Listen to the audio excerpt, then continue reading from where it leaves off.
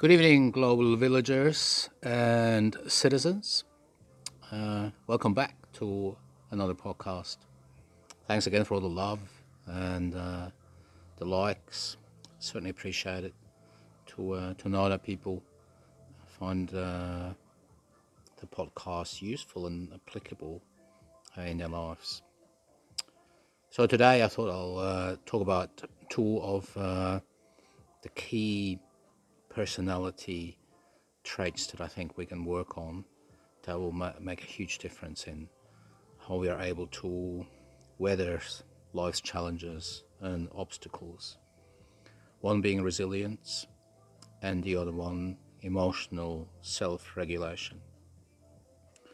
Both of them, I think, go hand in hand to some extent.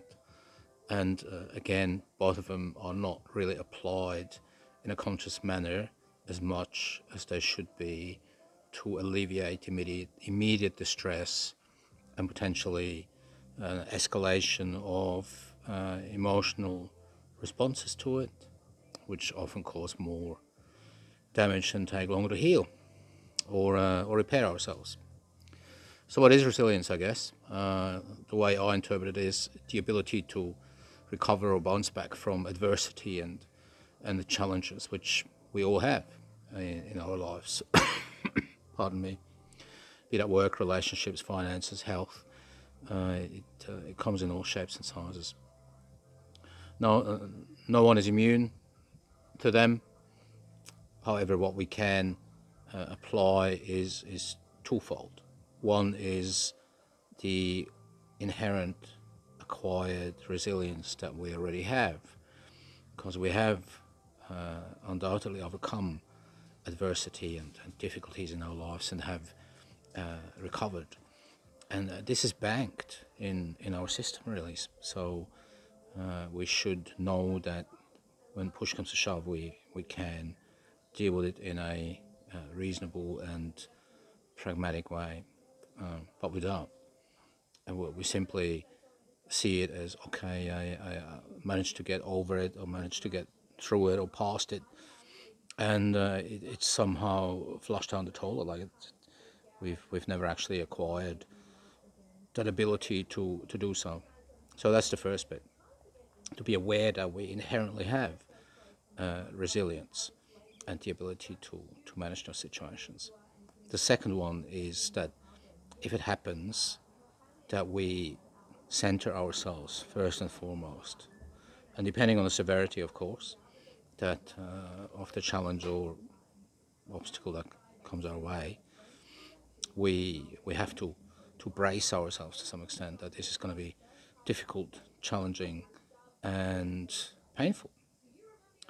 I have, and of course I've been through that, the same as most of you, all of you, and I have acquired a position that I allow myself to go on one knee, so to speak, acknowledge and accept the challenge as it comes, and even go like, fucking hell, this is really difficult. I don't know what to do. It's painful, completely overwhelmed.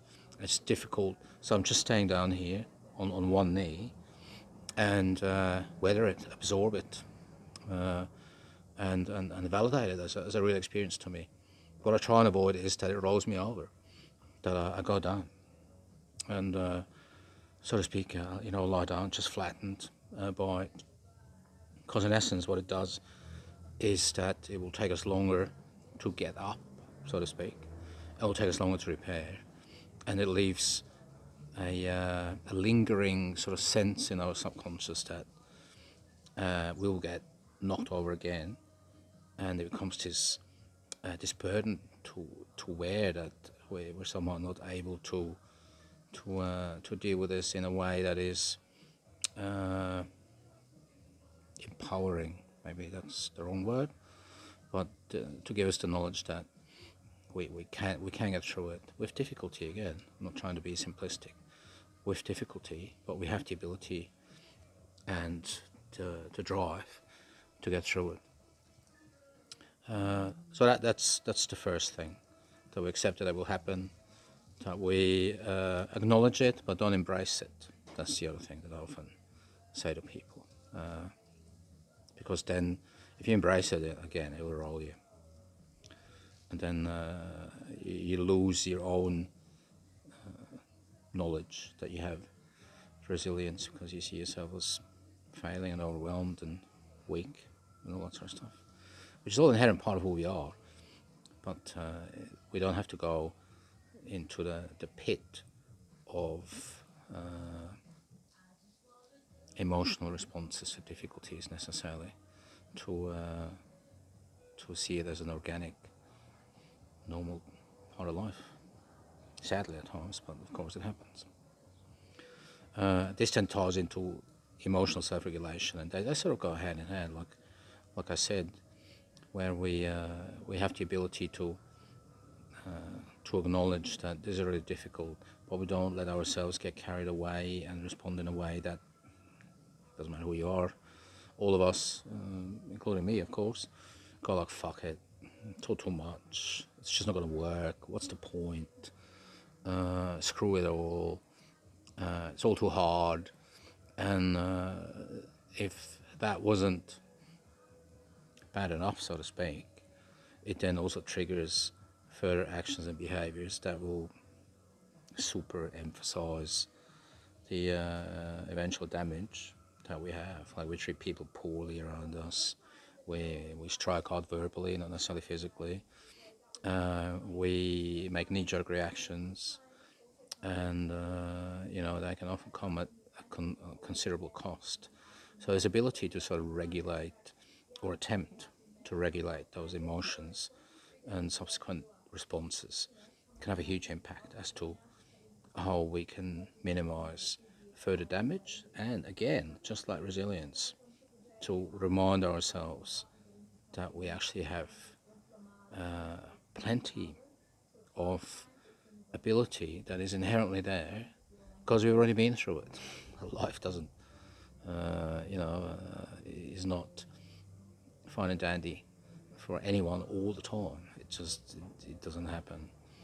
That we have a little bit of fat, that's what I call it, to withstand that and to sort of like gather ourselves and take a deep breath and go like, okay, this is really bad, so let's not make decisions or respond in a way that is going to make it even worse. Even if that means that we go like, I don't know what to do, like I said, I'm not going to do anything.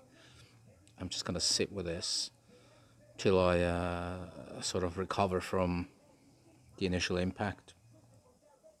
And then I'm going to be conscious about coming up with steps to manage it short term, minimize pain and, social withdrawal, whatever it may be, as much as I can. And focus on also reassuring myself that I can progress, that I can get through this, that I will learn, that I have the opportunity to learn from it, and maybe get another scar, so to speak, emotional or psychological scar based on what it is, and that's part of life.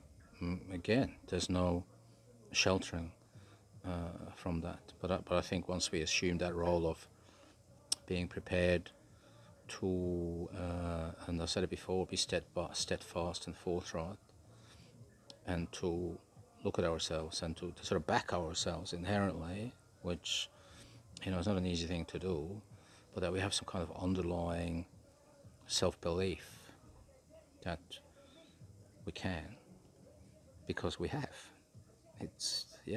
We all have opportunities, or I should say experiences in our past that have been extremely difficult and extremely challenging, and demanded a lot of decision making or reviewing, that sometimes resulted in making a decision that initially wasn't the best one.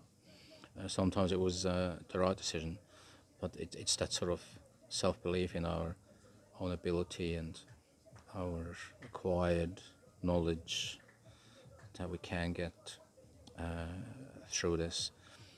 And it's a fabulous tool to implement. It's just the tricky bit, as always, with emotions and with challenges that come our way, is to how do you ground yourself, how do you center yourself in regard to not getting carried away, like I said. And really, it's just it's the approach, the cognitive approach that we have this circuit breaker or voice in our head to go like, okay, this is going to be really difficult. Let's be real with this and actually allocate the attention and the conscious sort of approach that it both demands and deserves. And while that's not fail safe, that we do the right thing, it will give us a better than even chance not to allow it to get as bad as it could or has in the past, where you feel like a pawn or a bit of a passenger in this whole roller coaster ride down a hill, and you're just hoping to get off. Then you're a passive sort of observer, like a pinball being pinged around. Whereas if you grab the ball by the horns and you go like I said, then you do okay, you know. And I often say that to people that I work with. Doing okay doesn't mean that it's great, it's fine, it's dandy. But doing okay is to sort of have that inherent self-belief that you give it your best shot because you're aware of some of the steps that you have to take to give yourself the best chance. And then that self-awareness then sort of grows, and that leads to self-belief and resilience and emotional self-regulation. It's this sort of journey to utilize our own internal abilities much more than we do. So yeah, I hope you found this useful and helpful. I think it's one of the things that I've used a lot with people that I work with, and I found it very empowering because it's not some kind of glossing over the real hard yakka and rocky roads that we have to travel over, but it gives people an approach to use their own skills, strengths, past experiences to not just be led down the same path of, you know, having to repair ourselves and reviewing everything again, like what just happened to me again. I'm, completely knocked over. I'm back to square one. It's okay to struggle and have difficulties in making decisions. That's a good sign, I think, because then it means something to you, to us. Otherwise, if you just go tra-la-la, you make flippant decisions, you don't give a shit. You just, live by the seat of your pants, so to speak. And that's not conducive to having some kind of pathway that you want to achieve in life. Because then you got to drive your own car. You can't be a passenger.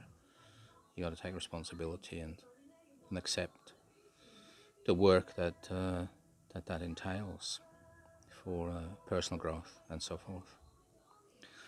So yeah, I hope everyone has a good start to the week, and be kind to yourselves. It doesn't cost anything. The world around us will kick our butts. The drop of a hat. Make sure you remind yourselves what a good job that you do. And sometimes, like I said, that's the best that you can do, and that's good enough too. Yeah. All right, take care, everyone. Great to talk to you, and see you Friday. All right, I won't tell you what I talk about then. Surprise. Yeah. All right. Bye bye.